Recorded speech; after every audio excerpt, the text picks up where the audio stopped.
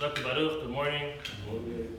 Today's a very special day, since today is the 5th Hilula of Hacham Ovadia, Yossef, Zecher, Tzadik, V'Kadosh Livracha. 5 years ago, on this day, the leader of our Jewish world, of our Sephardic Jewish world, current modern day world, passed away. It was a very sad day. Although Hacham Ovadia was 93 when he passed away, it's still, the Jewish world felt a very big void and loss, and that's part of how life works. There's a cycle, similar to like when Moshe Rabbeinu passed away, and 5 years ago, today was his day of passing. Ovadia Yossef was very special in the fact that he always fought for what was true. He always fought for understanding the Torah in its most authentic fashion, understanding halacha and teaching halacha in its most authentic fashion, not looking for a way to be stringent, yet looking for a way to be lenient with a good, solid foundation. Meaning, a person could find leniencies which have very, very little proof to them. But Ovadia went the extra mile in order to make those leniencies applicable and real if possible. And not in a bad way, obviously with a good, in good intention to allow everybody to fulfill the Torah. If a person would want to be more stringent, then they can. But to first know what the basic requirement is. Ovadia Yossef was very special to me in the fact that we did have a connection, especially when I lived in Eretz Yisrael. Saw him multiple times. I was actually by him for his last Yom Kippur, which was 3 weeks before his passing.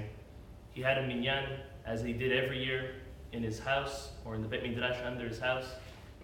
And it was very moving, and we kind of felt it in the air that this was his last Yom Kippur. The tefillot were quite fast, and Baruch Hacham, we got the opportunity to get a brachat directly from him right before his passing, and you saw him dwindling away. Nevertheless, I think it's appropriate that on his Hilula we learn a halacha that he was mehadesh, that he taught, leilu nishmato, to raise his neshama even higher and higher. Yeah. So at the beginning of his Sefer, Hazon Ovadia, on Hilchot Shabbat, being today that it is a Friday, it would be nice, proper to learn something that has to do with preparations for Shabbat.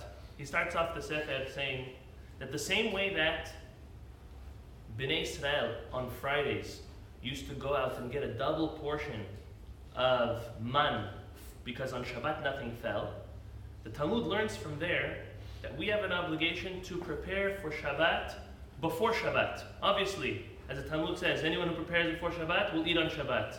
If you don't prepare before Shabbat, you won't be able to eat on Shabbat. Because on Shabbat you cannot prepare. And as the Talmud explains, it's the same thing between this world and the next world. You prepare in this world for the next world, you will have a next world, or the one that you're looking for.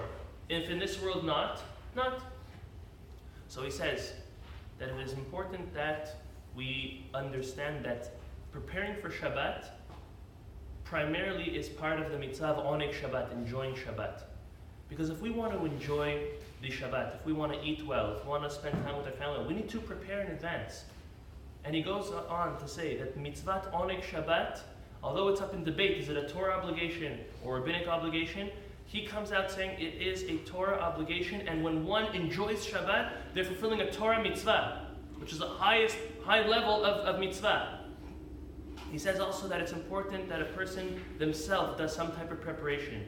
He says even people who are not involved in the house or in daily matters or chores that have to do with the home, preparing for Shabbat on Friday, every individual, no matter how busy or important or not an individual is, preparing something for Shabbat is extremely important.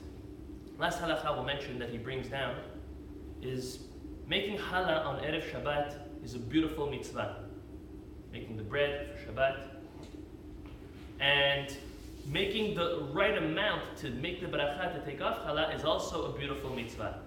Now, ideally it should be done on Friday morning, but if it needs to be done earlier on the week because there's not enough time or a lot of children, that's fine.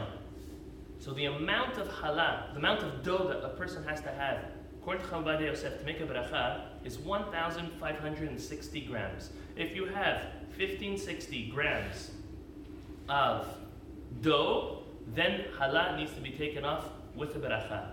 He has a question. Someone asked him, what happens if I'm making that amount, but I'm not keeping it? Not only am I not eating it at Shabbat, I'm not keeping it. I'm giving one to a neighbor, one to a family member, or one to here.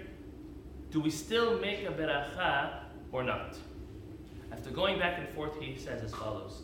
The same way that a baker, when they make a large amount, over 1560, makes a beracha, even though it's getting sold and it's going to be split up all over the place, you make a beracha over there. So too, an individual at home who makes halal, even though it's going to be split up and given out, the beracha is still made. And that's how it comes out, that it would be halacha l'maaseh. B'ezrat Hashem HaKadosh Baruch Hu will bless us, that we will have the same inspiration and enthusiasm that Hacham Ovadia Yossef had on dedicating his life to Torah, to mitzvot, and also most importantly to Klal Yisrael. Amen ve'amen.